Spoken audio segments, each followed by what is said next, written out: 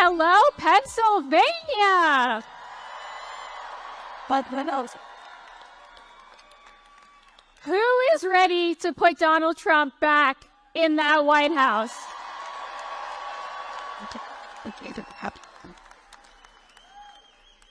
I am so excited to be here with you all right now. Let me tell you, for those who don't know me, my name is Elizabeth Hipko, and I have had the honor for the last 6 months of being the spokeswoman for the GOP, and the even greater honor for the last 8 years of being one tiny member of Team Trump.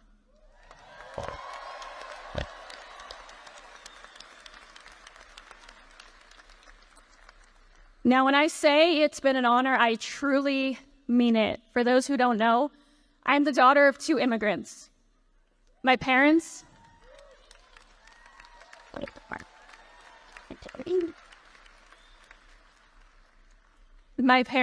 came here from the former Soviet Union with $90 each in their pockets, definitely never imagining that this would be their daughter's life one day. But here we are.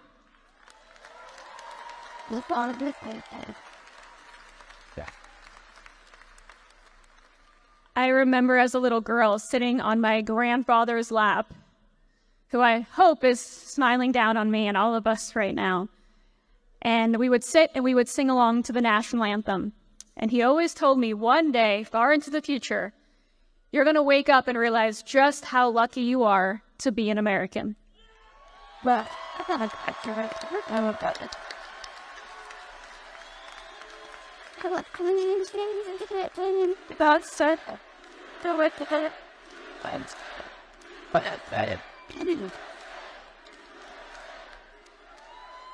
I think it's safe to say I feel pretty darn lucky right now.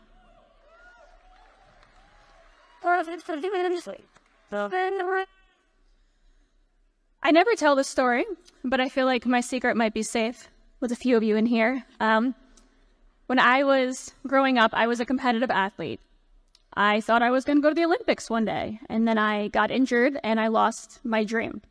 I was a broken, lost 19-year-old girl in early 2015 when my little brother, my absolute best friend and the smartest person on the planet, came to me and said, I have 2 things to tell you. Number 1, I just heard a rumor that Donald Trump is going to run for president. If that happens, he will in fact be the next president of the United States.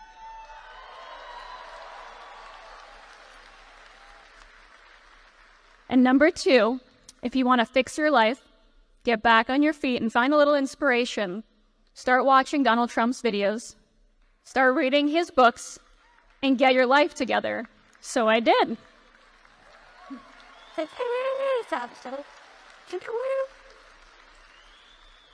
A year later, I started volunteering for the 2016 Trump campaign. A few months later, my brother and I were offered jobs as 2 of probably the youngest staffers on that campaign. And then a couple of weeks later, we were a teeny tiny piece of the team that made American history.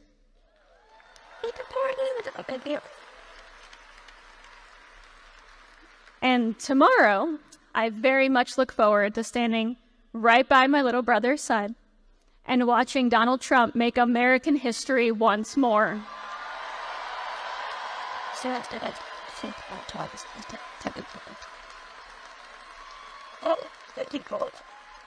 Because tomorrow will truly mark the greatest comeback, not only in American history, but in the history of this world. And I cannot wait.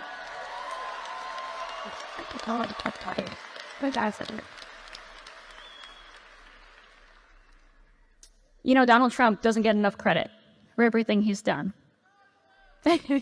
doesn't get a lot of credit for everything he's taught us and shown us either. And I think what's most important that anyone should learn from Donald Trump, something I hope everyone in this room takes with them for the rest of their lives, is something that he was saying long before he ever ran for president. Obviously, it's something he has shown us every single day these last 8 years, but it's something that he talked about long before he ever started his political career. No matter what hits you, no matter what obstacles you overcome, no matter what comes your way, you can never, ever, ever give up.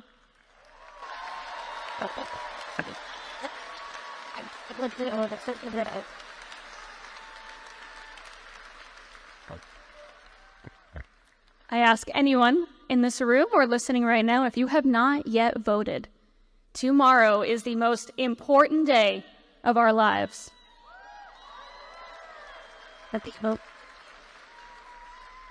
We have one chance to save our country, the single greatest country on the face of the earth.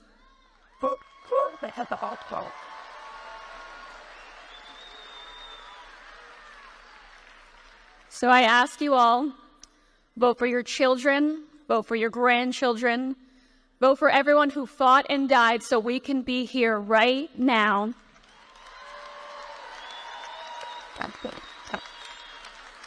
And vote for those around the world who, like my parents at one point in their lives, looked to this country and to all of us in this room as the beacon of light that we all are.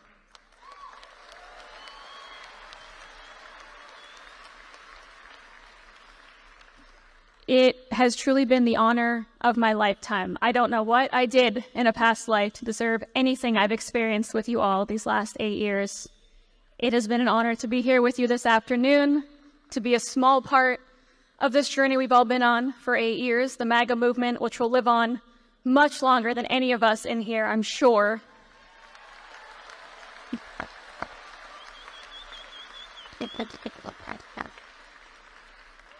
And it's, of course, my great honor to introduce to you all a woman who needs absolutely no introduction.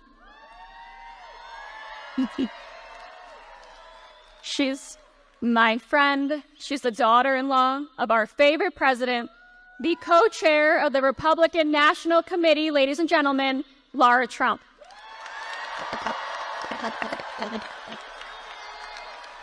Bravo. What's up, Pennsylvania? Hey, Mark Cuban, get a load of these smart, strong ladies behind me. And where are my ladies here tonight? Oh, absolutely love it. Well, guys, it is such an honor to be here. I love you guys. Thank you. Guys, we're 24 hours away from making sure we send a loud and clear message to the mainstream media, to Hollywood, to the establishment, to the Democrats, that it is not them, but we, the people who are in charge of this country. And we are sending Donald J. Trump back to that White House.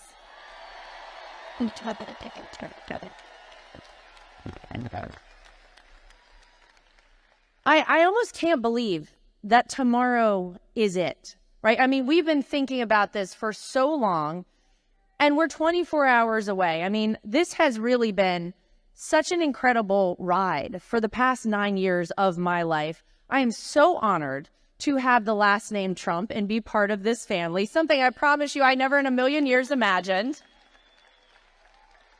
I'm also incredibly honored to be your co-chair of the RNC. And in case nobody noticed, we're not going to have any cheating in this election this time around.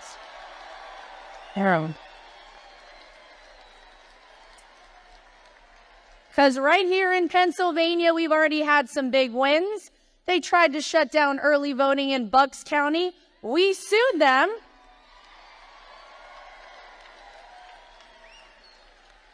And we got 3 extra days for you folks in the great Commonwealth of Pennsylvania to get out and vote early. And we have a very simple message. It's very clear. Don't cheat in our elections, because if you do, we will find you, we will track you down, and we will prosecute you to the full extent of the law. That's simple.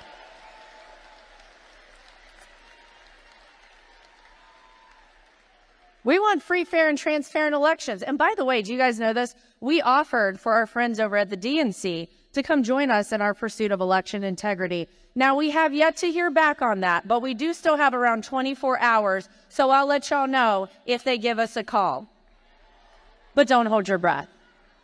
It has also been such an honor to be right there fighting side by side with the greatest president this country has ever seen, a man I'm proud to call my father-in-law, Donald J. Trump, from day one.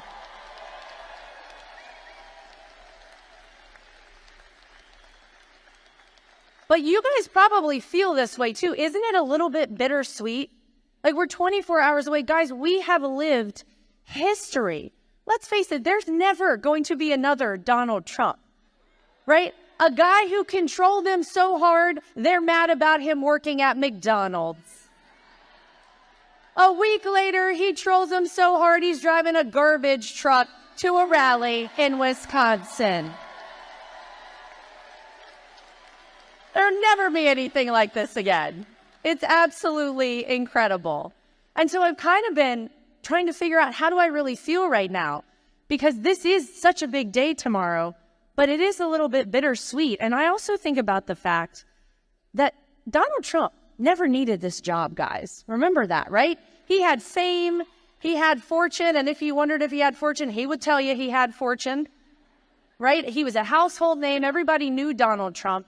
But there's a very famous Oprah Winfrey interview back in the 80s when she famously asked Donald Trump, would you ever run for president of the United States?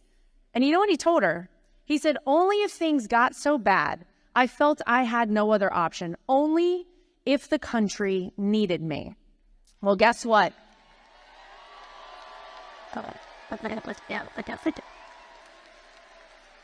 That's exactly why he ran in 2016, because the country needed him. That's exactly why he ran again in 2020, because he wasn't done. The country still needed him. And that is why, despite every single thing thrown his way, the attacks, the lies, the smears, the impeachments, the indictments, the mugshot that is the greatest mugshot the world has ever seen,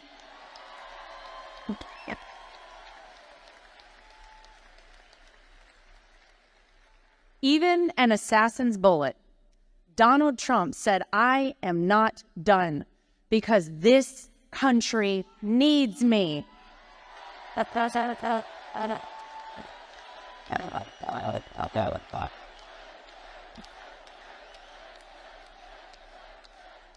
And let's face it, this country right now needs Donald Trump more than we ever have before, ladies and gentlemen.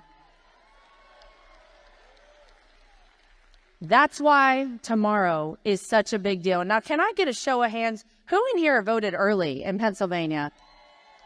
Okay, now I love that. But here's what else I love. The rest of y'all that didn't raise your hands, tell me who's voting tomorrow here in Pennsylvania. You absolutely love to see it. I got to tell you guys something. The Democrats are getting a little nervous right now. Have you noticed? The vote totals aren't really checking out for them in some of these states in the early voting, because we have absolutely killed them in the early vote totals all across the country. So get ready for tomorrow. And when you guys go out tomorrow, now you know not to go empty-handed.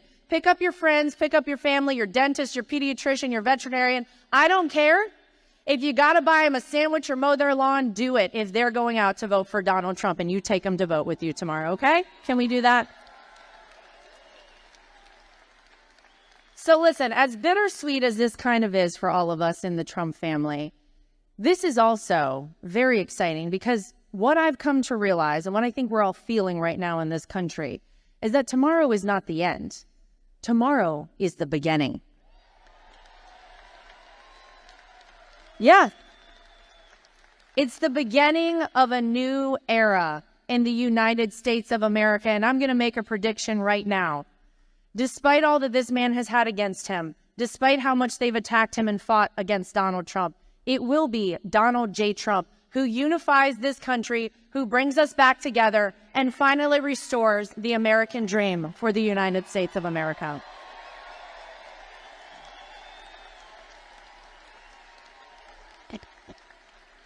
So I got to say thank you to you guys. You guys are not just part of a political movement. You are part of our family. We love you. Thank you from the bottom of our hearts for everything, for the support, for the love, for the prayers. We have all felt them time and time again. And we are so appreciative. We love you too. Thank you. And so I want you guys to remember this. Tomorrow night is the beginning, because it's not just that Donald Trump is going to make America great again. He's going to make America greater than ever before. Thank you, guys. Thank you, Pennsylvania. Get out and vote. I love you. Well, thank you very much, everybody. This is a great honor. We're on the 2-yard line, not the 5-yard line. 2 days ago, we were at the 5, now we're at the 2. But we have to turn out and vote tomorrow. We're going to have vote. But we're right there. And then we're going to do something, a term you've never heard of, make America great again. That's what we're going to do. So hello to Pennsylvania, a very special place. I went to school here, as you know. I spent a lot of time. I have a lot of friends here, and I'm thrilled to be back in this beautiful Commonwealth with thousands of proud, hardworking American patriots. Great people. Great people.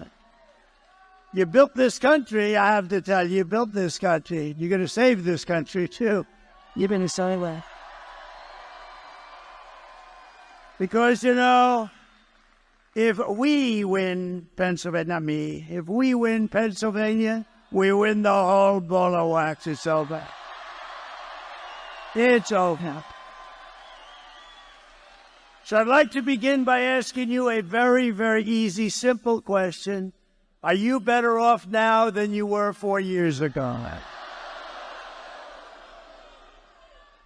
With your vote tomorrow, I will end inflation. I will stop the invasion of criminals coming into our country.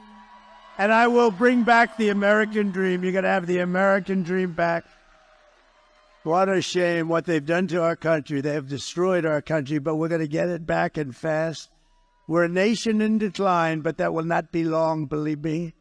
And after 4 years of economic suffering, we will create the greatest economic boom the world has ever seen. They're all coming back. All those companies that left us with the jobs, they're all coming back. Think of this, though. We're just 1 day away. Oh, we've been waiting for them. I've been waiting 4 years for this. And so have you. And so have you. We've all been waiting 4 years. 1 day, you gotta show up. I don't want any money. I don't want anything. Just show up and bring your vote. And if you have somebody else that got a little lazy, bring that person too. Say, Jim, you got to get off the damn couch. Come on. We got to make America great again, Jim. We're just 1 day away from what will be the most important political event in the history of our country. But you have to get out. We have to vote. Just show up and vote. I'd love to, really, what we should do is swamp them. Just swamp them tomorrow. You know, we have a massive lead. I don't even like telling you that, to be honest with you. We have a massive lead. First time ever, a Republican was leading by a lot in early, but it didn't happen. The Republicans would always be way behind. They believe in going on election day, so we're going to let you go on election day, right? But they waited till the end always. Democrats would always have hundreds of thousands of votes, and then you either catch them or you don't. You never know what's going to happen. But Republicans have never been in the lead, and not like this. It's a big number. So we have to just get at, the ball is in our hand. We're at the 2-yard line, maybe the 1-yard line, but it's in our hand, and we put it over that. It'll be the biggest event maybe in the history of our country. And let me tell you, it will be also something much more important than that. It's going to save our country because our country is in trouble. But that's all you need to know. And another thing you want to know is Kamala broke it, and I will fix it, and fast.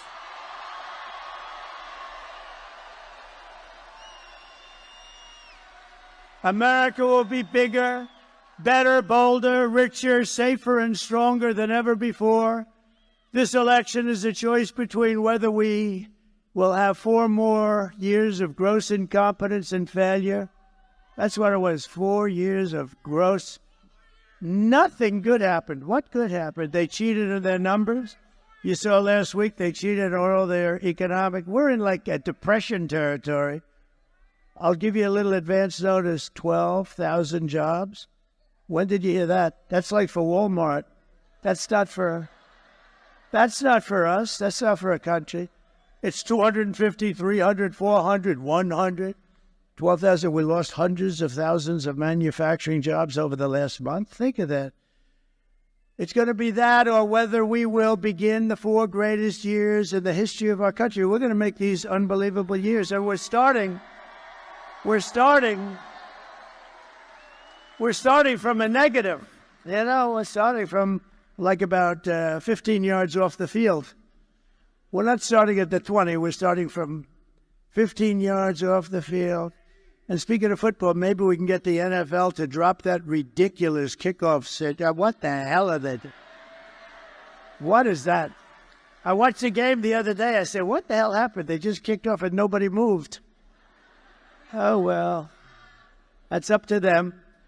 This will be the golden age of America. Tomorrow, it's a beautiful term, isn't it? I was saying before, I was just proofing and reading and studying and all that stuff. And what a beautiful term, the golden age. We're going to be in the golden age. Won't take long. First. So tomorrow you have to stand up and tell Kamala that you've had enough. You're not going to take it anymore. You're the most incompetent vice president we've ever had. And Joe Biden was the worst president in the history of our country. Kamala, you're fired. Get the hell out of here. You're fired. I did.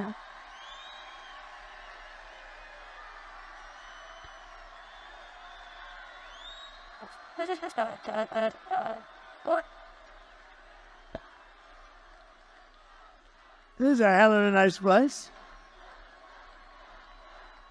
Thank you. With your vote, we're going to win Pennsylvania, and we're going to defeat Kamala and those radical left, what they're doing to our country.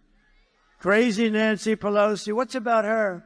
She has Visa stock, a big position. She started off with nothing. Now she's worth $200 million. How did that happen? So she has Visa stock, and she sells her stock. The day before, it was announced that Visa's under major federal investigation. I don't know. I wonder, do you think she had any insider information? How did I do? It's disgrace. Honestly, she's a disgrace. They ought to throw her the hell out of Congress. We are going to make America great again, and it's going to be fast. We're going to do it fast. A little fast tracking. Over the past 4 years, Kamala has orchestrated the most egregious betrayal that any leader in American history has ever inflicted upon our people. She's violated her oath of office. She's eradicated our sovereign border and unleashed an army of gangs and criminal migrants from prisons and jails, insane asylums and mental institutions, from all around the world, from Venezuela and the Congo in Africa, stealing countless American lives. And these are rough customers that are coming, much rougher than almost anybody in this room, other than the other night I had the Penn State national champion wrestling team. Think of this. They have a great coach. They've won exactly 11 out of the last 13 national championships. And I looked at these guys. They came up. I brought them up. And we were at Penn State when we did a little bit of a rally. It was a little rally that we could have sold the place out about 15 times. But we brought them up. I heard they were here, and I brought them up. And they had more muscle than I ever saw in any human being. And I looked at them and I said, you know, fellas, you may be the only ones in this room in this country that could take the migrants in a fight. You may be the only ones. Then I said, but they fight dirty. They use knives and guns, and they do, and they are vicious and they're tough. And we're going to get them the hell out. We have to. Our country's being destroyed. Our country is being destroyed. Here today, there's an incredible woman who I got to know, actually, over this tragedy, Patty Morin, whose heartbreaking story is a tragic warning of what will come to every city in America. It's coming to every city. It's already there. I mean, they don't want to even talk about it, but it's coming. It's only going to get worse. And by the way, 21 million people she allowed in. Open borders. We have no idea who they are, and many of them are bad. If she ever won, I hate to even mention the concept, she's incompetent. If she ever won, she would have open borders the following day after the election, and you wouldn't have 21 million people, which is a record in history. You would have 221 million people coming over the next 4 years. And you could forget about your country. You would have no chance. Patty's wonderful daughter, Rightell Morin, was a 37-year-old mom of 5 precious, beautiful children. Rightell lived in Maryland, 1,500 miles from the border. Last year, while Rightell was out on a run, she wanted to always stay in good shape. Right near her home, she was brutally raped and murdered by an illegal alien who was led into the United States by the ridiculous open borders policy of Kamala. The savage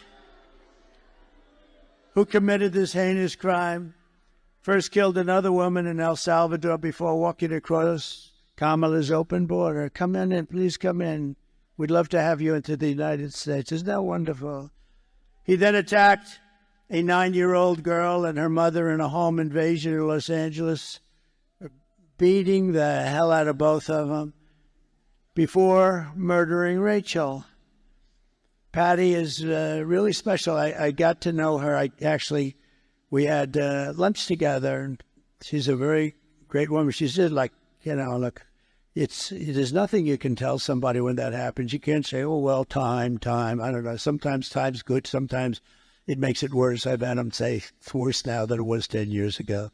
But Patty's a fantastic person. I'd love to call her up. She'll say a few words about her beautiful daughter. Please. Patty?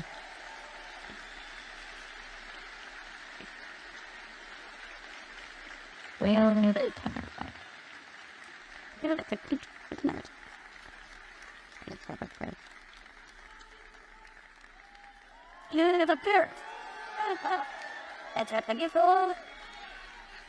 Thank you.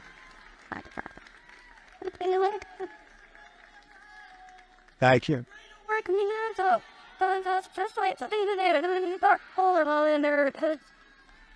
Absolutely different.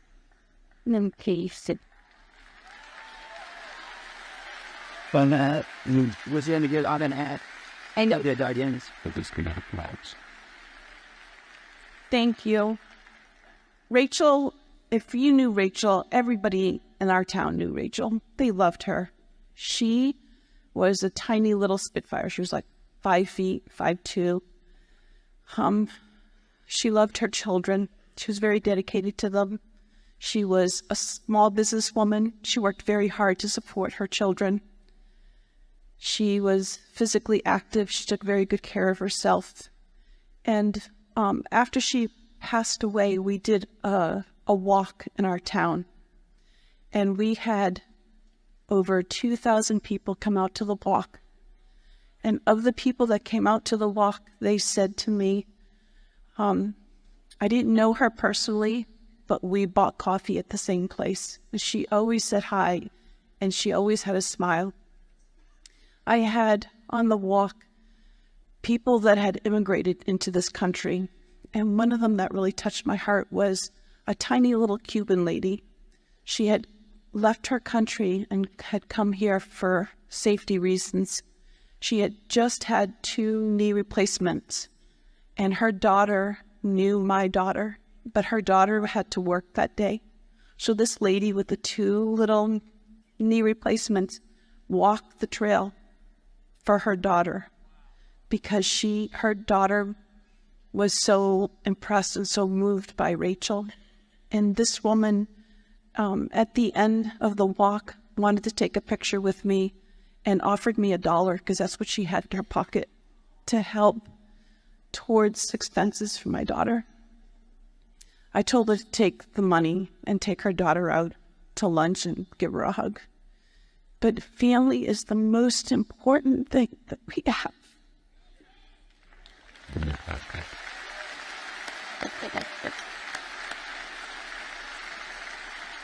There's a proverb, and the proverb says, when a righteous man reigns, the people rejoice. But when wickedness reigns, the people mourn. And it's been 4 years of our country mourning because of the hardships that have been inflicted on us that are unnecessary, totally unnecessary. So thank you for allowing me this time. Thank you very much. And this is our next president of the United States. He's an awesome man. We can go to your ice watch. Well, yeah, one definitely needs to you guys on that. Yeah, we on safe the stuff. Then it's out of it. Thanks. It's safety to this corner. It's an honor of the Royals. Yeah. Looking down. What? He's looking down. Look at the traveler there, right down. Yes. Yes. He goes looking down. You're going to make him cry, opinion. You're going to make me cry, thank you. It's just because I love it.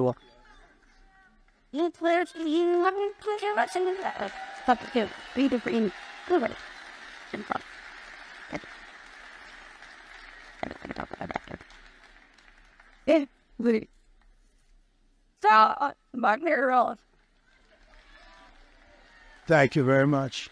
Thank you, Patty. Great woman, really an incredible. How do you do that? I don't know. She did something that's very hard to do. I couldn't do it, I don't think. Very hard to do what she just did so beautifully, too.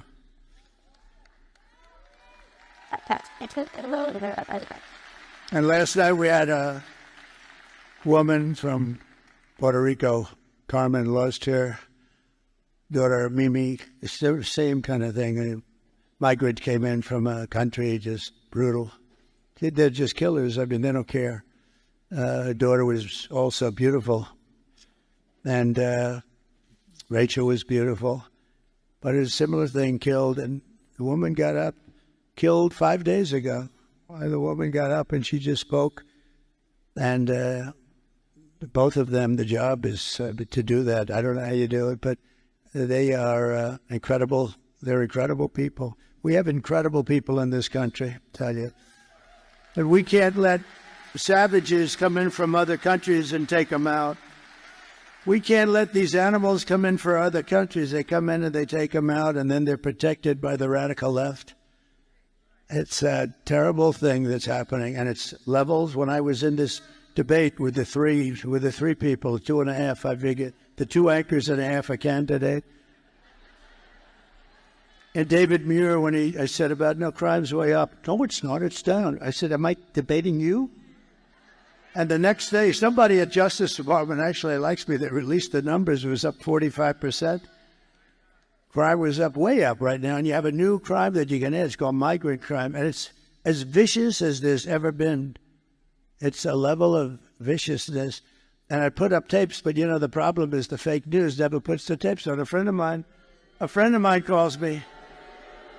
And he says, I watch all your rallies. They're the greatest rallies. But, you know, when you put those tapes up, the cameras, look at all those cameras over there. They don't have one camera that goes, and all it has to do is go an inch here, an inch here, and you have it.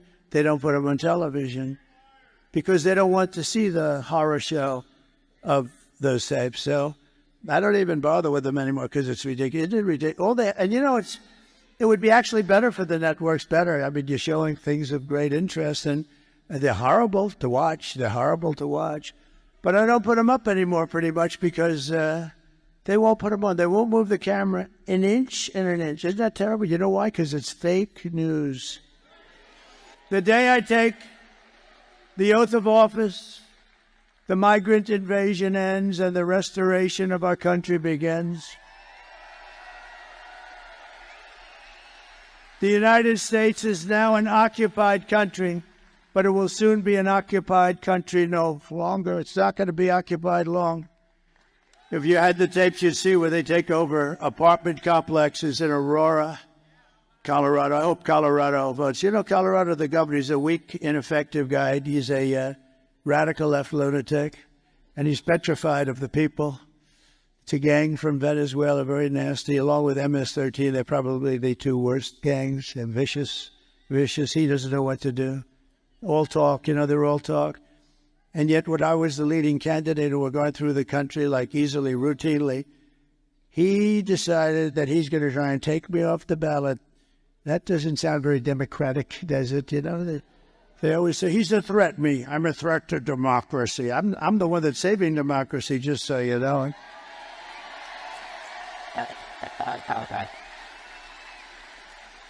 And this weak, ineffective governor got his attorney general to push it, and they tried to take me off the ballot, went through a whole court system, and the Supreme Court of the United States, and it was very important that they did this. They voted 9-0, including the 3 justices that sometimes would maybe not vote for something like this. I have respect for them.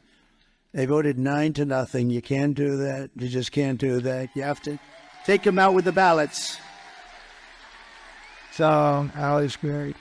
And the people of Colorado at the time, time flies and now people forget about it. But at the time they did polls and they were doing, Trump was going to win Colorado, not traditionally a swing state, but they were furious. And the Democrats were actually more angry than the Republicans. It's pretty amazing. November 5th, 2024 will be Liberation Day in America. And on day 1, I will launch the largest deportation program of criminals in American history. We're going to get them out. We have to.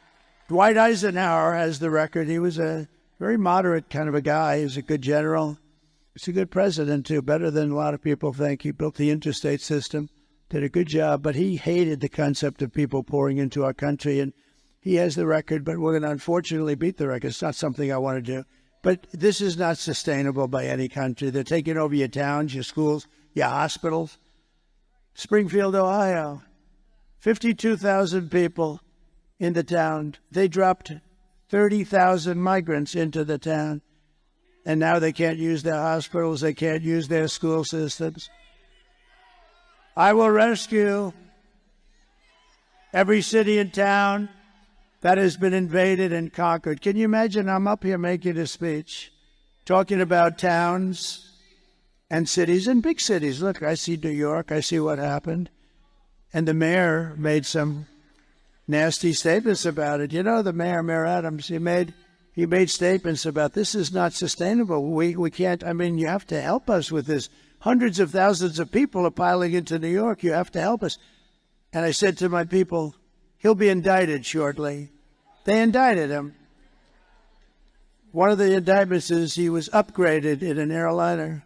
Everyone gets upgraded. Anybody who's gotten upgraded, please raise your hand. You will be indicted. No, think of this. I've been upgraded. I used to fly that way. They used to upgrade me all the time. That would mean I have a potential additional investigation because I've been investigated more than Alphonse Capone. Think about it. He killed people at will.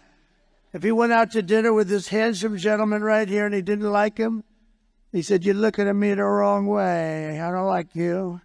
He had no chance of making it out of the dining room.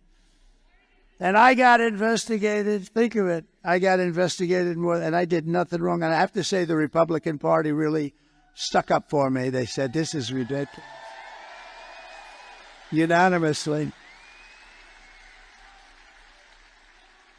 And they'll put the vicious and bloodthirsty criminals. We're going to get them. We're going to throw them out of the country first choice. If they're really crazy vicious, and we have many of them. Don't forget, of the 1,399 that are murderers, many of them committed 2 murders. Of these people, I don't know, I'd almost rather keep them in jail because, you know, if they come back, now we're going to have something about them coming back. It's serious, and we'll tell you about it. But we're going to either put them in jail or we're going to get them, and for the most part, we want to just get them the hell out of our country, right? Well, they're emptying their jails and mental institutions to expedite removals of the removal of Trende Aragua and other violent gangs like MS-13, all savage gangs, tough gangs. They're tough, they're nasty. That's why I want to be with those Penn State guys. I feel very good. I will invoke the Alien Enemies Act of 1798. You know, 1798, that's when they ran the country a little tougher than we run it today. Today, you get a little slap in the wrist when you kill somebody. You kill somebody. Oh. Now, if you fight for a fair and free election, then they throw the book at you, right? Then they throw the book because they don't like it because you're getting too close. And you know, those numbers that are coming in today, nobody's ever seen numbers like this. It's a great tribute. So we're going to invoke the Alien Enemies Act of 1798 to target and dismantle every migrant criminal network operating on American soil. And if they come back into our country, it's an automatic 10 years in jail with no possibility of parole. And I'm hereby calling for the death penalty for any migrant that kills an American citizen or a law enforcement officer.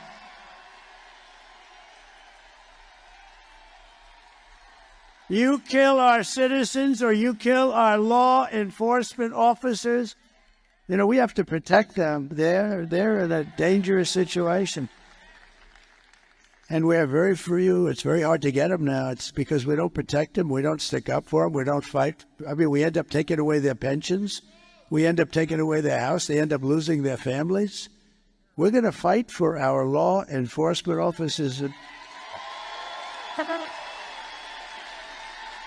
Being a policeman used to be one of the most sought-after jobs in the country. Today, it's not. I visited a wonderful young family in Long Island. The door opens to a car and bullets start firing out. He's not allowed to do anything. He can't, you know, it's just horrible. It's very dangerous. And we're going to have it so they're going to want to be cops again. We want to be policemen. My father always said, don't ever use the word cops. That's not respectful. It's a little different than it is nowadays. Can you imagine? Because my father had respect with our family. He had always great respect for policemen. I'll never forget, I said to my father, Dad, the cops around here do a good job. Don't ever use the word cops. They're policemen. At that time, it was mostly policemen. Now it's policemen and policewomen. It's good. But that's a different, there's a whole different thing. We're going to bring it back to exactly like my father felt about it. He had total respect for them, and they did a great job. And you couldn't even get on the force. The standards were so high. Everybody wanted to be a policeman, or then, as it kicked in, a policewoman. They're doing a great job. And I will immediately ban all sanctuary cities in the United States of America. We will secure our borders, and we will also rescue our economy, because our economy is in a mess. And I've seen it for a long time. I'm very good at that stuff. I'm very good at that stuff. I've been talking about it for a long time. Scott Bessent, one of the smartest people on Wall Street, has been talking about it. In fact, he said the only reason the stock market's up is because everyone thinks Trump is going to become president this way. Maybe the top guy on Wall Street. 4 years of Kamala have delivered nothing but economic hell for American workers. You know that.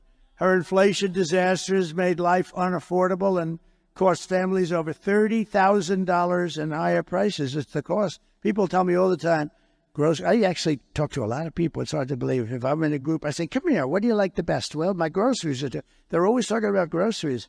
And the cost of cars, the cost of everything. The cost of anything, it's all inflation that they created. They created it so stupidly with screwing around with my energy policies. I had oil at $1. I thought it was 87. I was corrected by the government. It was $1.84 a gallon. Think of this. And today you're at $4 and $5 and actually going up. It's going to go up a lot. By the way, the day after the election, if something bad happens, you'll see oil at 10, 12, 15, because these crazy people are trying to force electric cars down your throat. And we like electric cars, but they're not for everybody. And by the way, Elon Musk is incredible, what he's done. Why always gone? You know where he is right now? He's in Pennsylvania fighting for the election. He's campaigning, Elon. That 22-story rocket ship last week, did you see that? It's coming down. I say, oh, no, it's going to crash. Look at the gantry. It's coming too sharp. Stop it, stop it. I didn't know it was him.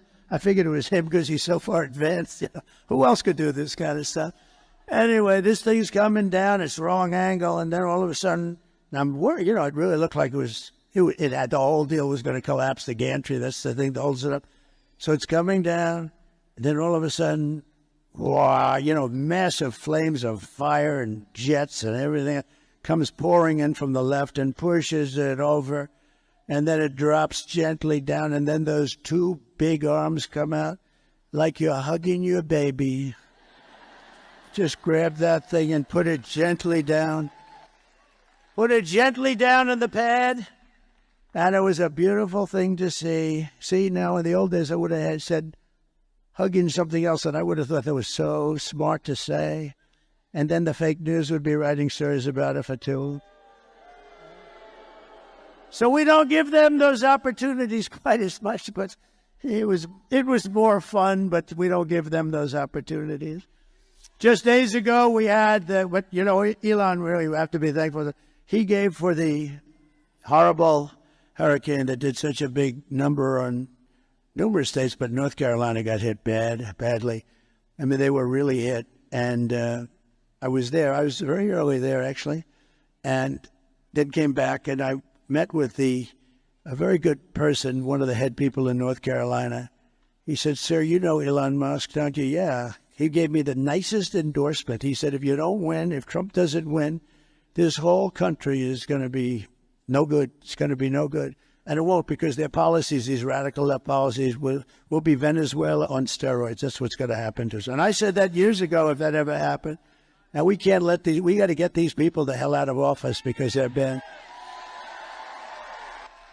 first of all, they're incompetent, but they're bad. But he said, "Sir, could you do us a favor?" What? He makes something called Starlink. I said, "What's Starlink? Tell me what Starlink." It's a communication system, because all our wires are buried under. You had to see this. Areas that never saw water are now lakes. I mean, nobody's ever seen a hurricane. This was a real sort of a water-destructive hurricane. There's never been anything like it in terms of the amount of water put out. It literally areas that were almost like they never saw much rainfall or anything. They're now these giant lakes. And the destruction and the death. A lot of people died, and, you know, people don't know that, but a lot of people died. There are people still missing. He said, we have no communication. We're cut off from the mainland, and we need Starlink, and we can't get anyone on the phone because, you know, it's a very popular thing. So he explained what it is. And I called Elon. I said, "Elon, you have to do me a favor. North Carolina and parts of Georgia are really in bad shape, and they have no communication. You have to get your Starlink, whatever the hell it is, Elon. I don't know. I don't care, but you got to get some. And if you don't mind," and so I'm talking to him, and you might have heard this. I told him a couple times, I'm talking to him, and I get a note that the man from North Carolina was, "Thank you very much, sir. The Starlink is all being taken care of. It just happened." I said, "Wait a minute." So I said, "Elon, did you approve that?" "Yeah." "How the hell did you approve it? You're talking to me on the phone." He said, "Well, I'm able to do two things at one time." And they got so much Starlink, and I said, how is it? He said that a week later, I said to the guy, how is it? He said, it's unbelievable. You saved a lot of lives. So Elon is a great guy, so we want to thank him. Just days ago, we had the worst jobs report in modern history. This is the one. I always said, I don't want to be Herbert Hoover. I don't want to be Herbert Hoover. And I've been talking to you about this is going to happen. And I think we can now say it's in the process of happening. So normally you see all these jobs, everything, hundreds of thousands of jobs just because of the size. And they just announced Mike. You'd be amazed at this. Mike, look at our Mike. Look at him. He lost all that weight. He looks so handsome. Stand up. Mike Pompeo. Stand up, Mike. He looks so handsome. Wow. Man, I'm going to ask him, how the hell did he do that? That's good. Good. That's great. But I just said, 12,000, and this is an unbelievably, like an unthinkable number. I've never heard of a number that low. I've never heard of it. It's been decades. And I heard that, and then I heard 30,000 private sector jobs were killed in a single month, and nearly 100,000 manufacturing jobs have been wiped out just since the beginning of the year. 100, and those manufacturing jobs are gold for us. Those are the people that make the product. 150,000 Americans joined the unemployment rolls in October, and nearly 250,000 people dropped out of the labor force. Did you ever hear numbers like that? That's like a depression. And I've been saying the D word. I don't like to say it, but I've been saying the D word, the depression. Then they did something even worse than that. A few months ago, they fraudulently claimed that they had 818,000 jobs created, that they created 818,000. That was good, but that just brought us up to normalcy, so it wasn't a big story. Because now all of a sudden, instead of being down 818, they were like normal. And when in fact, none were created. It was a fraud. And the papers refused to write about it as a fraud because they're fake. And it was a total lie. They thought they'd be able to get away with it through the election. They didn't want to have this information come out before the election. See, and I look up to this guy. Thank you very much. Because this would, in normal times, right? This would, in normal times, be a disqualifier. You know, she's using my term now. Do you believe it? She uses everything I do. She uses, even Saturday Night Live, they copied. They copied. Think of that. Saturday, she was great. They copied my routine. I did it a long time ago. They copied the same routine. I think I did it better, actually. I think anybody could have done it. I think anybody could have done it better, Dan, right? But fortunately, there was a whistleblower on the 818, and I thought it was an amazing thing, so it got released. And now, to add to it further, they've just revised other past reports, jobs reports, down by 112,000 other fake jobs were reported. For almost 1 million fraudulent jobs were created. And it all got released right now in front of the election. One day, it was 3 days that we heard about it, but we're talking about it now. And normally this would be a disqualifier. This would be, you wouldn't be able to even run for office. Meanwhile, 100% of the net jobs created in the last year have gone to migrants. They haven't gone to American citizens. Did you know that? These are depression-type numbers, and that's where we're heading. If she's elected, you have a depression. I don't mean like a recession. I mean a depression with a capital D. Under my leadership, we are quickly going to turn this economic nightmare into an economic miracle. We're going to do great things. You are.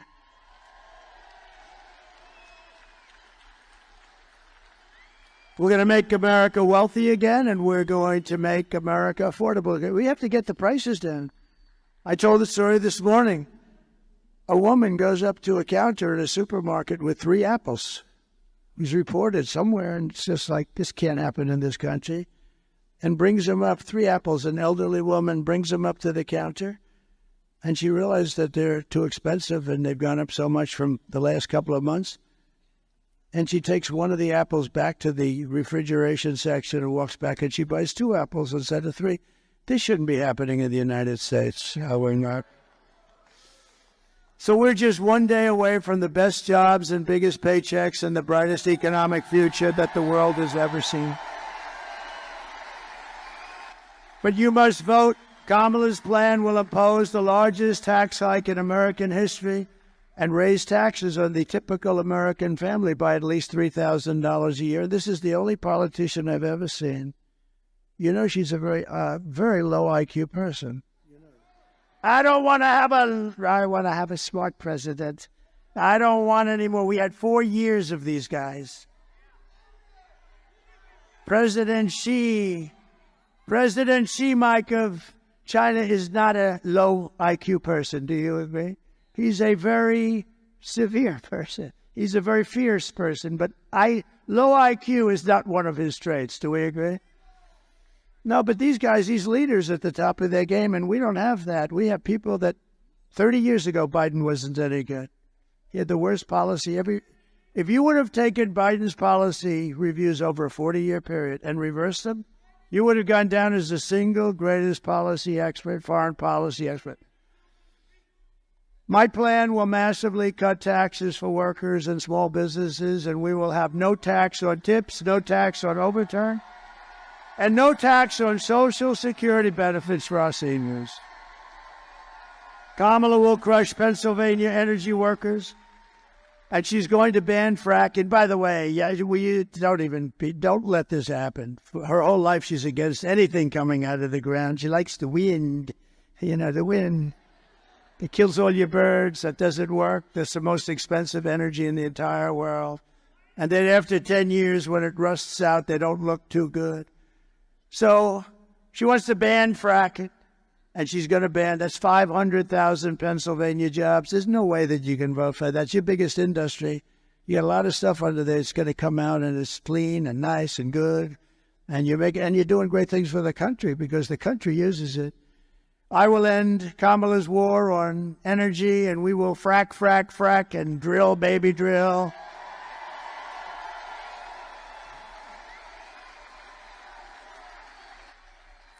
And I will cut your energy prices, all of your energy, gasoline, for the house, air conditioning, heating, everything, in 1 year from January 20th, which would be the day we take over. Oh, it's so close, but still dangerous. These people, how would you like to be Putin and you want to call the United States and you have no idea who to call? No, it's true. Let's see, let's call up the United States. I'd like to work something out. Who do we call? Sir, really, there's nobody you can speak to.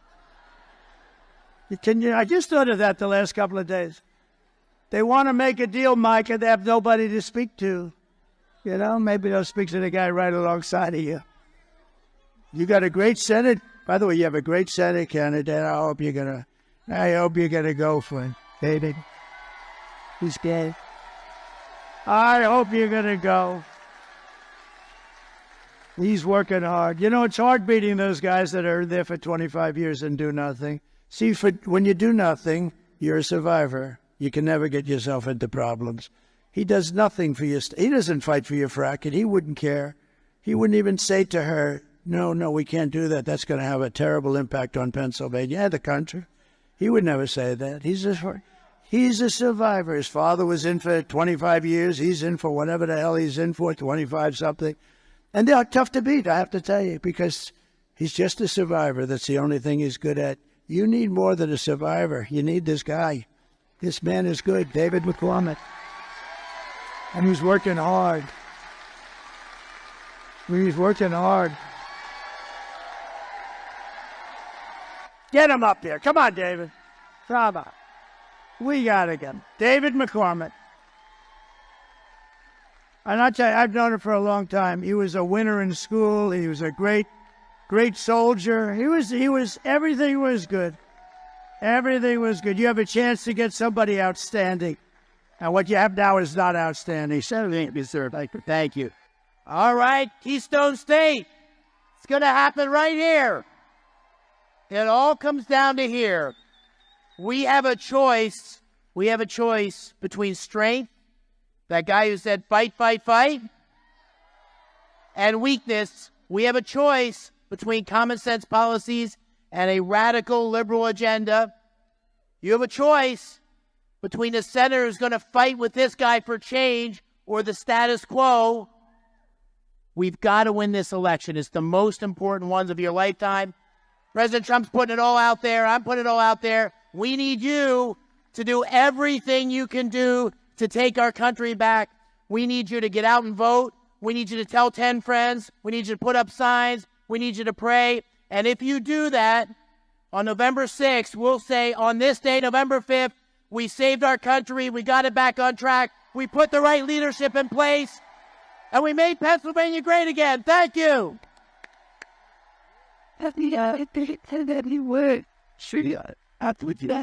Wow. Wow. We have some other senators here, and I have to tell you, I think they're looking forward to having him as a partner in the Senate. We have some good ones, too. Senator Bill Hagerty, Tennessee. Tom Cotton, a great guy. Tom Cotton. Tom is a great guy. Arkansas. And Marco is Marco. He's stunted. Thank you, fellas. Thank you, fellas. That's a great group of people. I heard Marco, that little speech he gave, that was pretty, I didn't understand the damn word he was saying. But he's great. You have a lot of members of Congress, but just a few of them that I have to because they're outstanding. They're outstanding people. John Joyce, Lloyd Smucker, Dan Muser, G.T. Thompson. These guys are all warriors. Stand up, Bell. They're warriors.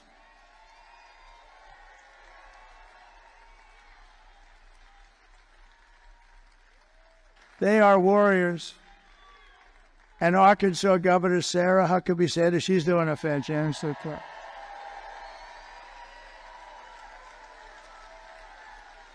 She's fantastic.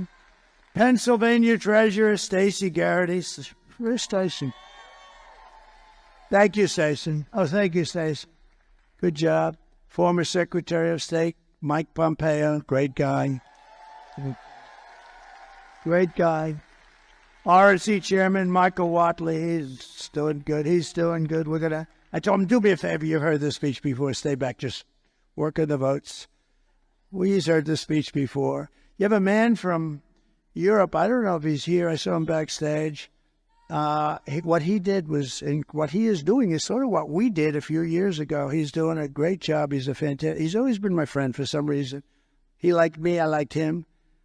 And he's shaking it up pretty good over there. He was the big winner of the last election in the UK, and he's a very spectacular man, very highly respected, Nigel Farage.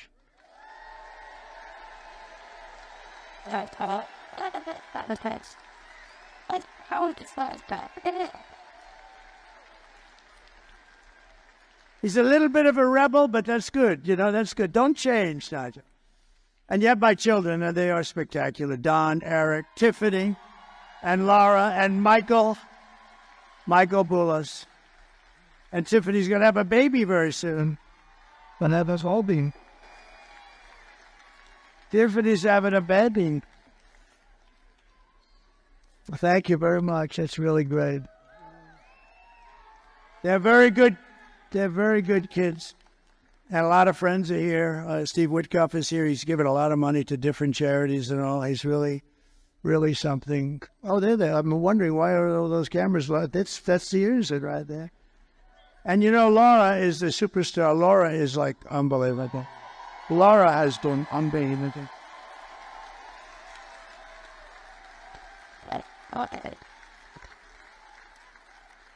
Laura, you know, she was born and really loves the place, North Carolina, and she can't hold it against her, right?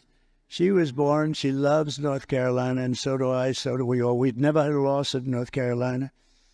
And she could have been senator very easily, and I said, do you think it's something you'd want to do? Nobody could have beaten her. She was through the roof, and she said, no, I love my husband, I love my children, I really want to give them some time. We end up making her like chairman of the Republican Party. That's supposed to be easier, along with Michael Watley. But she loves North Carolina, and she could have. And Ted Budd, who's doing a great job. I said, Ted, would you like to? She said, I'll only run if Laura doesn't run, because nobody can beat her, which is really true. And she said, I think Ted would be great. He ran, he won, and he's a fantastic senator. But I just want to thank this group is a very special group. And Ivanka and Barron. Ivanka called me this morning and she said, have a great time today, because this is, we're going to be doing 4 of these today. 4. They're big ones. They're big. But we felt we could do the abbreviated version. In other words, ladies and gentlemen, listen, I have to get around. Do you mind if we speak for 5 minutes? And everyone said, I guess. But we do the whole deal. You've been with me from the beginning, and I'm with you from the beginning. So, and we have Barron, and Barron he got into a great college, and he's doing really well. Barron is watching us as we speak. He loves this stuff. Barron's watching with our First Lady, our beautiful First Lady. Oh, she's got the #1 selling book in the country. Melania, it's called. And man, go buy it. Buy it for Christmas. It's beautiful. I read it every page very closely before I recommended it. I didn't know. You got to be careful. Now, she wrote a great book, a #1 bestseller, the New York Times list. You know, for Trump to get on the #1 bestseller, the New York Times list, most people would consider it like virtually impossible. And she did. So that means she sold a hell of a lot of books. And so go get Melania. But Barron and Ivanka, say hello. And I want to thank you very especially. This is our last time now for forever. Well, we started this. Think how sad. We started this, right? We started it really as a family unit 9 years ago. We've had the biggest rallies, the most spectacular rallies in the history of politics. It's the biggest and most powerful movement in the history of our country by far. And I say that in front of the fake news all the time. Nobody can correct it.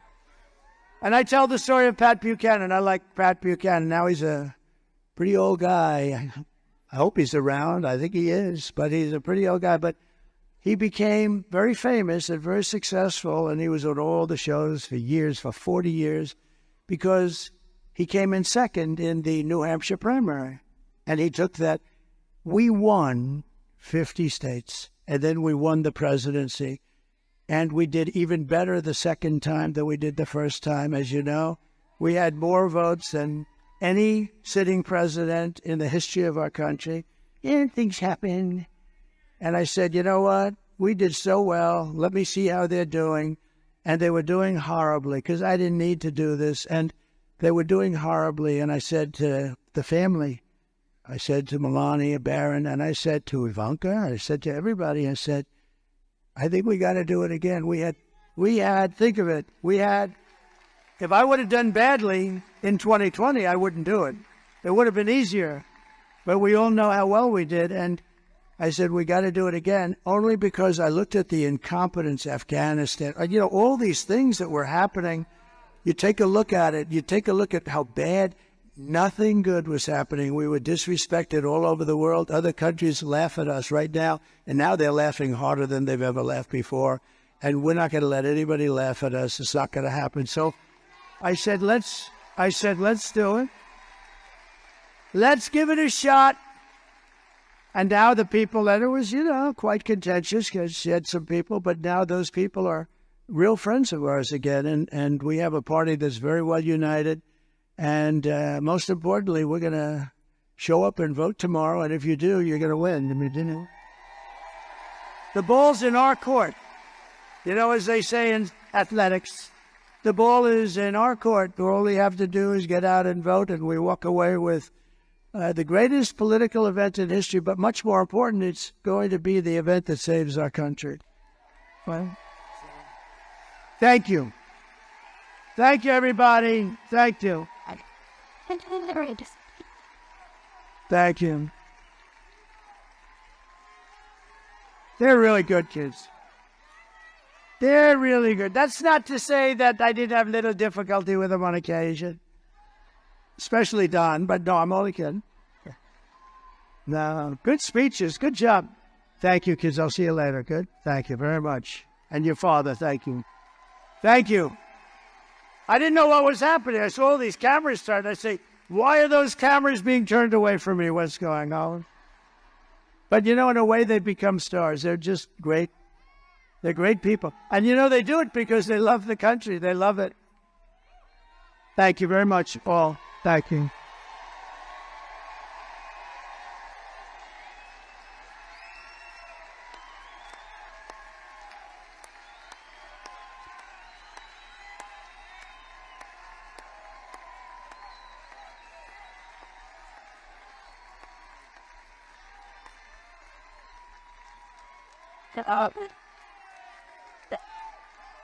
Thank you, everybody. So here are the facts. Then Kamala. Now we have to talk. Oh, bring them up. Okay, come on, Leston. They all want me to bring them up. There's a lot of love. Come here, my bro. And then Sit quiet. I comment what I didn't think. And he would do. He said that we just didn't mean but it's deserved.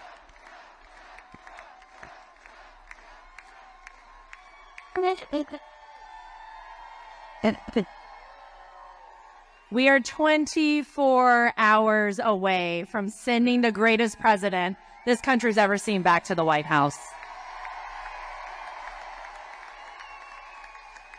And I just want to say how much love we truly feel from everyone in Pennsylvania, but truly across the country. You guys are our family. We love you. God bless you. We are here fighting by your side, not just now, but forever, because we are so blessed to live in the greatest country on earth, the United States of America. We love you guys. Thank you.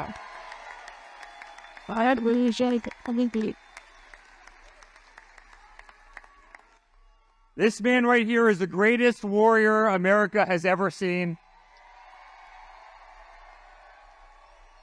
And our family is so damn proud of him. We will fight on this stage for as long as we're here. We're always going to fight for the greatest country in the world, which is the United States of America.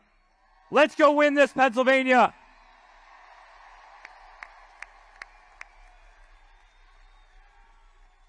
Guys, for us, this has been an honor of a lifetime. You guys are the best, but now it's up to you. We can't do it by ourselves. It was always about all of us. It was about one country. It was about taking back our freedom, our rights from those who are trying to take away from us.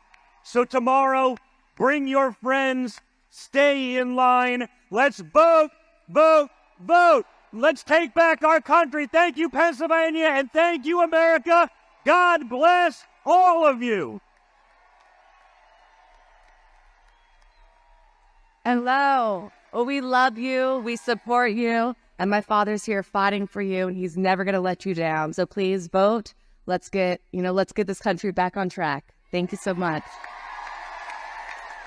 Oh. Very good. Go. But it's a job. It's tough. Look. I shouldn't have done that. I got to follow that now. I'm not going to follow that. So, kids, go back to work. Let's make sure everybody shows up tomorrow to vote, okay? Safe is faithful. I would think out.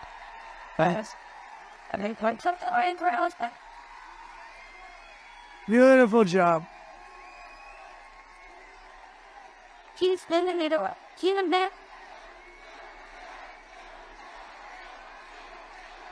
They're great. They're good people, and they love our country, but they really are good people. They're kind people. They have big hearts. They're strong. They can be nasty, but they have big hearts, those great children of mine. So here are some of the facts. Kamala is a radical left Marxist, rated even worse than crooked Bernie Sanders and crazy Bernie Sanders. I don't know, do I call him crooked? I'd say probably crazy maybe for him is a better term, and Pocahontas herself. Kamala destroyed our economy. She was an original creator of defund the police movement, and therefore anybody who wants to defund the police even for one day, and she was there for a long time, is not worthy of being president of the United States. We need our police. We want to get our police back. We want to indemnify our police when they're unfairly charged. Kamala vowed to abolish ICE. She pledged to confiscate your guns. Would anybody like to give up their gun? No takers? I didn't think so. And endorsed a total ban of handgun ownership. You know that. She even called for free sex changes for illegal aliens in detention. All at taxpayer expense. And perhaps, worst of all, she lied. She never worked at McDonald's. I thought, sure, gotta work. No, she never worked there. I was there for 15 minutes. That's 15 minutes more than she worked. And I have to say, those French fries are really good when you get them right out of that fat or whatever the hell they cook it with fat. I don't know if it's good for you, but they are really good. In conclusion, with your vote tomorrow, we are going to fire Kamala and we're going to save America. We will cut your taxes, end inflation, slash your prices, raise your wages, and bring thousands of factories back to America and back to Pennsylvania. We love Pennsylvania. There's something about. Think of the history you have here. Think of the history you have, the political history. Is there any place like it? And this is a big one because think of this. Add this with all of the other things that are, for so many years famous, like Pennsylvania and what you've done and how you fit into history. We win Pennsylvania, as I said. We win Pennsylvania. We win the whole bag of wax. We can have another one. We'll put that one on top. Let's try putting that one on top. They're pretty big. We have to. But this will be one of the truly big events in the history of our country. So why don't we have Pennsylvania be there for that? That'd be beautiful. On top of all the things we did. Because remember, we gave you the largest tax cuts in history, the largest regulation cuts in history, rebuilt our military, defeated ISIS, had no new wars, gave you right to try, the great, incredible thing that's saving thousands of lives, right to try. You don't have to go to Europe or Asia or just go home and die. If you have no money, you go home and die. You have the right to try new age medicines without having any problems, saving thousands and thousands. We gave you so much, and it's an honor. It's an honor, really. We will build American, we will buy American, and we will hire American. I will end the war in Ukraine, which would have never started if I was president.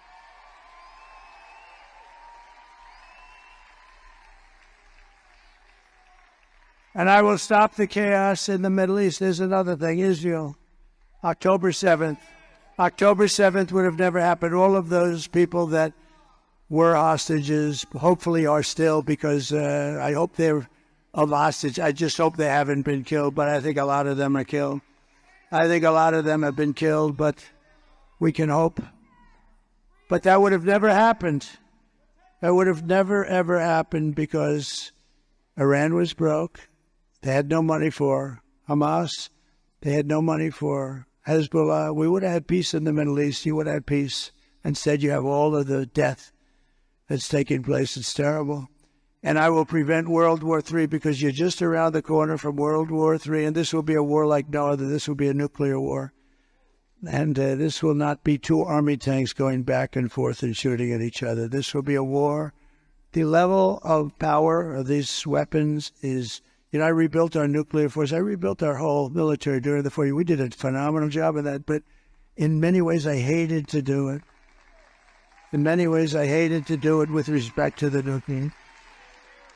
Because they're going over the power levels of various things that we're rebuilding. And I say, General, are you sure about that? The power is just crazy. It's obliteration. And we have people that don't have a clue, and they're negotiating. Look, Ukraine should have never started none of these things. How about How about when you look at Afghanistan? That would have never happened. We were going to get out of there with strength and dignity, and we were going to be was going to be a victory. It was enough. They were in there for 21 years or something. But the one thing I would have done is I would have kept Bagram, the big air base, one of the biggest bases in the world. We built it many years ago for billions of dollars.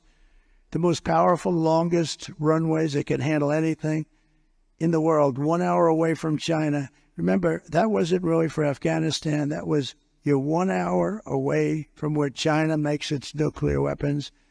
And you know who has it now? China. These are stupid people. They took the military out first. They took the military. They said, oh, we had a plan. We had a plan. Mike Pompeo made the plan with me. We had a plan subject to all these different things that they had to do. They weren't doing them. They were doing some, but they said, hey, we're not going forward until they do the other. We were going to be fine. But the one thing that wouldn't have happened, we would have never taken the military. You take the military out last, and we lost 13 lives and many people obliterated, and hundreds of people were killed on both sides. We will crush violent crime and give our police the support, protection, resources, and respect they so dearly deserve. We will strengthen and modernize our military. We will build a massive defense shield all around our country so a missile heads in our direction and we knock the hell out of it. Didn't we get out? And Ronald Reagan wanted to do that many years ago, and he was right, except we didn't have the technology then. It would have been not good, but we didn't have today. You can shoot a pin out of the sky. It's incredible, actually, what they've been able to do. But it's all going to be made in the USA, and a lot of it is going to be made in the great Commonwealth of Pennsylvania.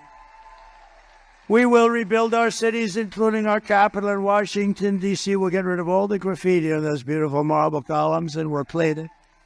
And it'll be properly run. It will stop the death and shootings and muggings and everything. We'll make it a great capital, beautiful capital again. And we'll also make sure that our Supreme Court stays to 9 justices.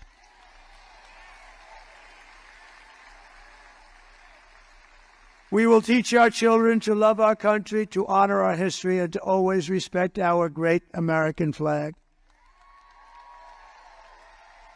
And we will get critical race theory and transgender insanity the hell out of our school.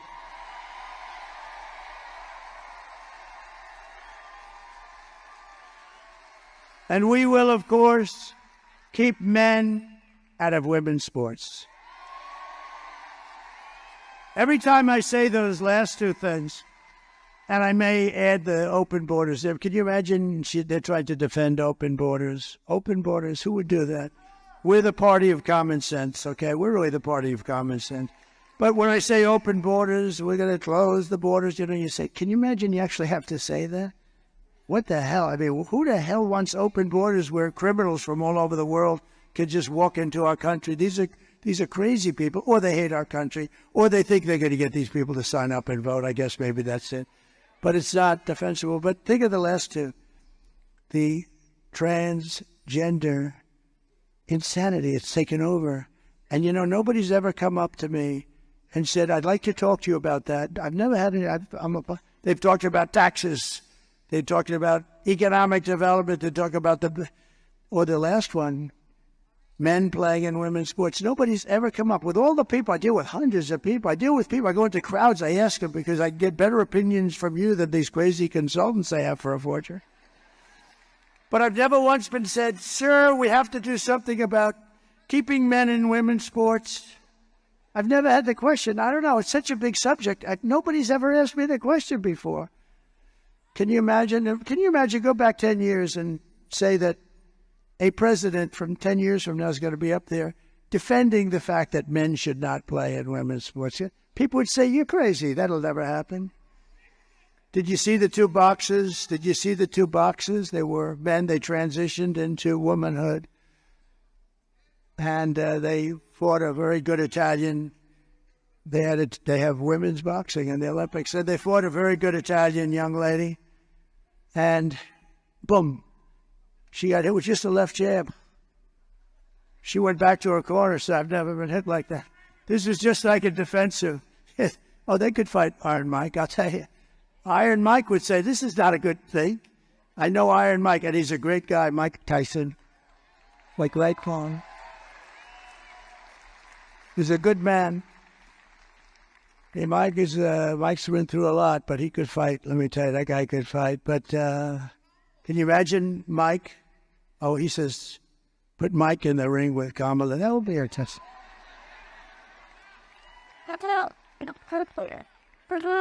No, but can you imagine? And these two men that transitioned, you'll be shocked to know they both won gold medals. In some of the easiest fights, they're announcing a certain woman. She's a champion here, a champion there. She's great. She gets it. Blah. That's the end of the champion stuff. It's so unfair, so ridiculous, and it's very demeaning to women. I think it's horrible. I will defend religious liberty. I will restore free speech, and I will defend the right to keep and bear arms, our Second Amendment. And I did. They didn't touch it. After years of building up foreign nations, defending foreign borders, and protecting foreign lands, we are finally going to build up our country. We're going to defend our borders, and we're going to protect our lands and citizens. And we will stop illegal immigration once and for all. We want people to come into our country, but they're going to come in legally. That's all. We will not be invaded. We will not be occupied. We will not be overrun. We are an occupied country. Can you believe the things I'm saying up here? We are an occupied country. Take a look at Colorado. Take a look. Take a look what's happening there. Military-style weapons. Aurora. They're taking over apartment complexes. They're in the real estate business just like me. But I have to go out and borrow money or somehow pay cash. They just walk in and they say, you're paying the rent to me from now on, madam. And if you don't pay, it's big trouble for you. And the governor has no idea what the hell's happened, that poor guy. He's a radical Democrat. We will not be conquered. We will be a free and proud nation once again. Can you imagine? I have to say this.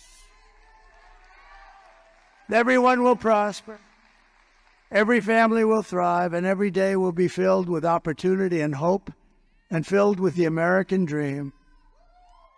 But for that to happen, we must defeat Kamala Harris and stop her radical left agenda with a landslide that is just too big to rig. We got to do it.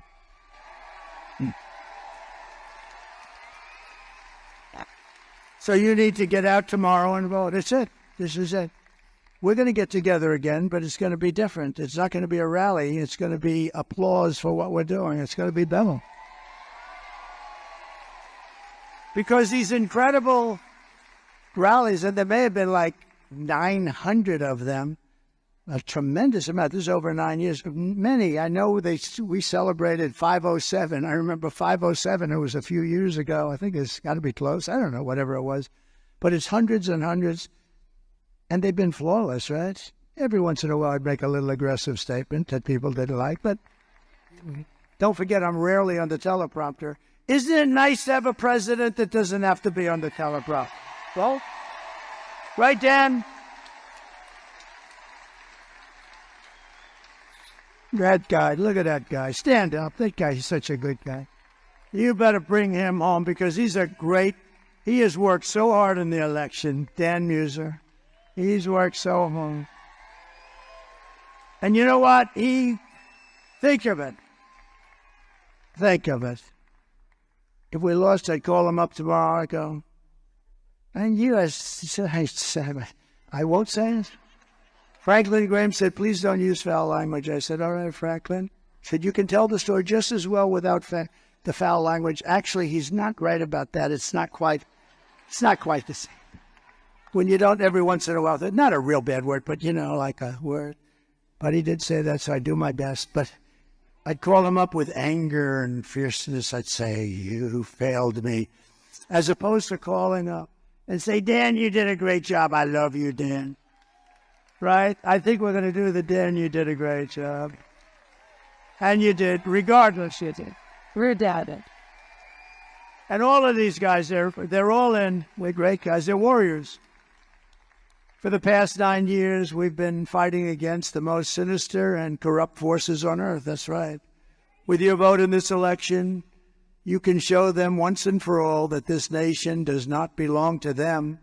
This nation belongs to you. You. This nation belongs.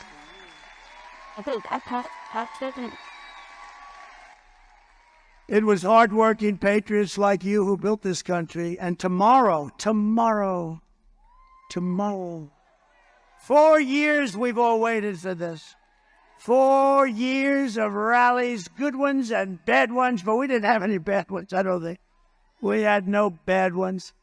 But 4 years, think of it, 4 years, and now it's tomorrow. Tomorrow it's hardworking patriots like you who are going to save our country. All of this was to really, all of these hundreds and hundreds of rallies were to put us in position to do something great for our country. This is, in a way, the harder part. Honestly, beating all these people and fighting all of these people, going through the lies and the vicious statements about you and your family and everything. But all of that was worth it. It puts us in position to now be able to do the job. And we're going to do a great job for everybody, for 100% of the people. We're going to do it for Democrats, for liberals or progressives if they prefer, which they do prefer. But we're going to do it for independents, and we're going to do it for everybody. We're going to do it for everybody. And you're going to be so proud of your vote. I really want you to look back and your family to look back. My dad, my mom voted for Trump. It was the best thing that they ever did. That's what we want. Otherwise, we've made a mistake. And we felt the love. We would have never done this if we didn't do so well the second time. We did better the second time than we did the first time, if you think. After all we've been through together, we stand on the verge of the 4 greatest years in American history. We really something. With your help, we will restore America's promise, and we will take back the nation that we all love so much. We are one people, one family, and one glorious nation under God. We will never give in, we will never give up, we will never back down, and we will never, ever surrender. Together we will fight, fight, fight, and win, win, win. November 5th will be the most important day in the history of our country. We're going to turn it around. We're going to turn it around very fast. You're going to be very proud. And together we will make America powerful again. We will make America wealthy again. We will make America healthy again. We will make America strong again. We will make America proud again. We will make America safe again. And we will make America great again. Thank you, everybody. Thank you. Thank you, Pennsylvania. We'll be back. God bless you all. God bless you all. Thank you. Thank you. Thank you very much, everybody.